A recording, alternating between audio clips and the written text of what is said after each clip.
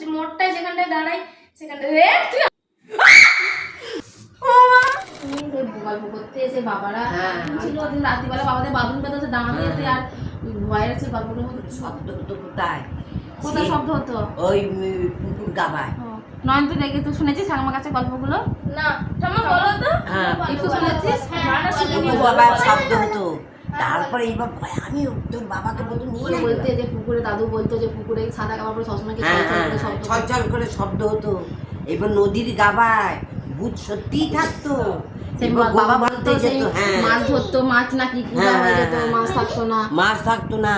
এইবার ছিপ ফেলতো দাদু, মানে তোদের বড় জেঠু জেঠু। এবার ছিপ ফেলছে, এইবার খুব মাছ পাচ্ছে বুঝছিস, বড় বড় চিংড়া মাছ, চিংড়া মাছ পেতো। পেতে পেতে এইবার ওপার থেকে একটা বট গাছ হুড়মুড় করে ভেঙে পড়লো। সত্যি সব ছিল, হুড়মুড় করে ভেঙে পড়লো। আবার তুমি সেই একটা কথা বলছিলে তাড়াতাড়ি জেঠু যখন বুঝতে পেরেছে তো ভূতের কারবার হচ্ছে, তখন ও তাড়াতাড়ি ছিপ পিপ ঘুরতে নিয়ে এইবার যে মাছগুলো পেয়েছিল সেগুলো নিয়ে তাড়াতাড়ি বাড়ি এনেছে। আমি দেখি তখন এবার তাড়াতাড়ি ভোরবেলা উঠে দেখে গাছটা, যেখানে গাছটা পড়েছে দেখে মনে কি গাছও পড়েনি কিচ্ছু, সত্যি করে সন্ধ্যা হয়ে গেছে। এবার হাসছে, দেখা একটা সুটান বাঁশ করে আছে, মাছ মাছ ছাড়ে ওই জন্য।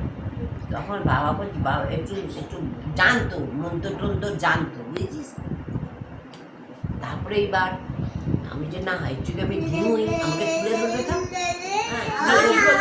হ্যাঁ তারপরে কি করবে, এবার আস্তে আস্তে আস্তে আস্তে আস্তে ঘুরে বড় মাছ যাবে। আমি চলে গেলে। হ্যাঁ বল, তোকে এখনই ফোনটা করতে হলো? কি সুন্দর গল্প শুনছিলাম ঠাম্মার কাছে। না না তেমন কোনো গল্প নয়, ওই ঠাম্মাদের আর কি ছোটবেলাকার গল্প, বাবাদের ছোটবেলার গল্প, ভূতের গল্প শুনছিলাম। আর সেই সময় কারেন্টটা গেল আর তুইও ফোনটা করলি, কি সুন্দর ভূত ভূত ফিলিংসটা এলো, পুরোটা নষ্ট করে দিলি। না না আমার সব রেডি করা আছে। ঠাম্মা যে গল্প করছিল ভূতে, শুনবি না? শেষ হয়ে গেল, তুই চল সব রেডি আছে। না না তোকে চিন্তা করতে হবে না, আমি তোকে দিয়ে দেবো নোটসগুলো সব। হ্যাঁ কাল পড়তে যাবি তো? হ্যাঁ হ্যাঁ আমিও যাবো। আচ্ছা ঠিক আছে, তাহলে মোড়টায় যেখানটায় দাঁড়াই সেখানটায়। তুই আবার এসেছিস? যা না, যাচ্ছি বললাম তো। তাহলে ঠিক আছে মোড়টার কাছটায় দাঁড়াবো।